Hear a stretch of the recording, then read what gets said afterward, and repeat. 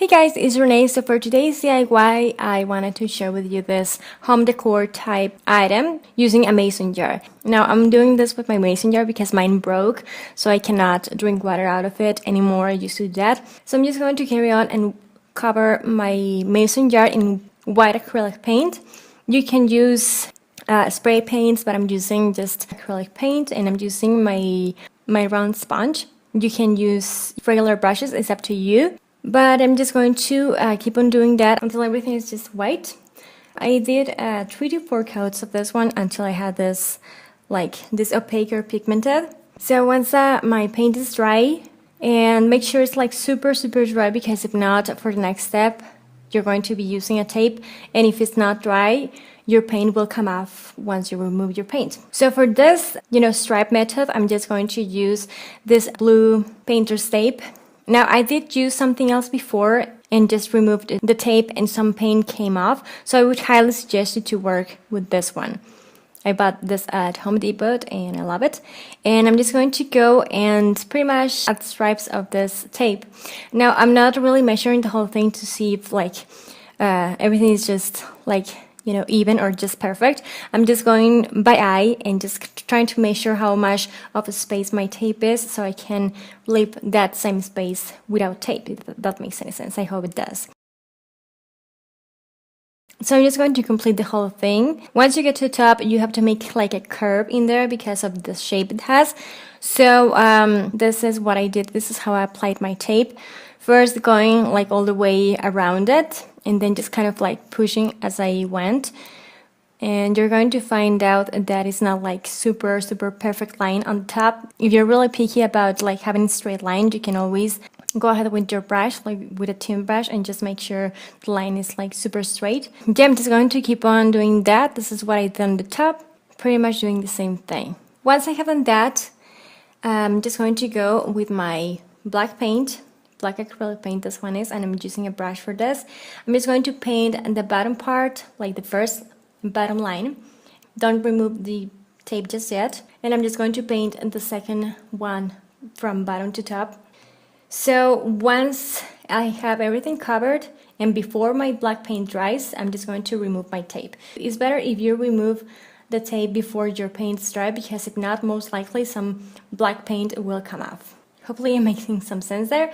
And work my way up and making sure I remove the tape once I have the top part and the bottom part, and my tape is on the middle and before my paint dries, basically. This is how I, removed the one on the top.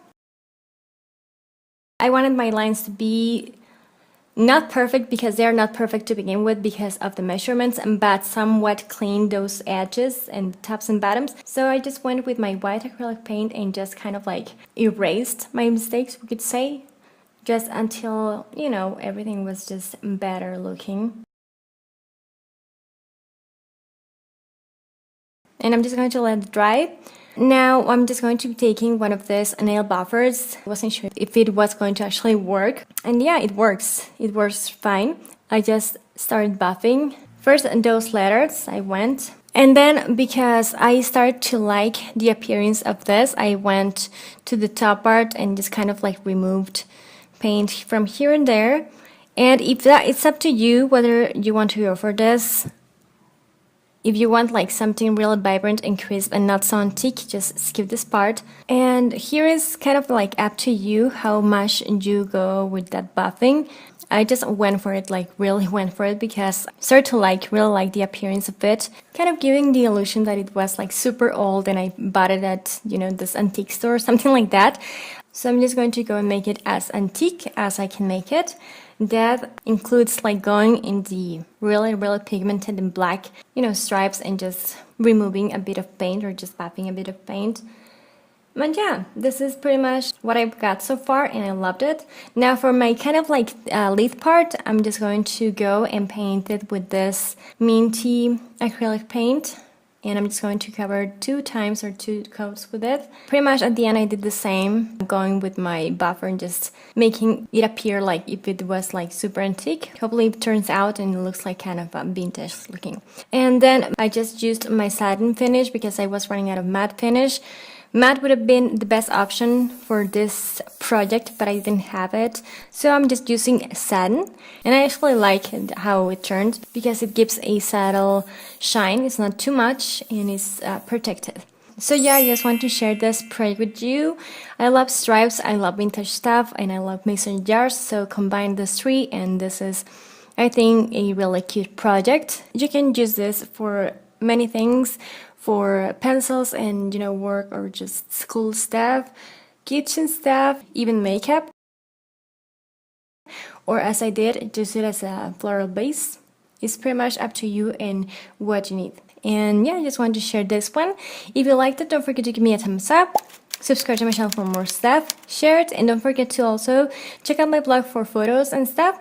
Also, don't forget to hashtag me if you actually go for it. Let me know what you think of this one. Talk to you later, and take care. Bye, guys.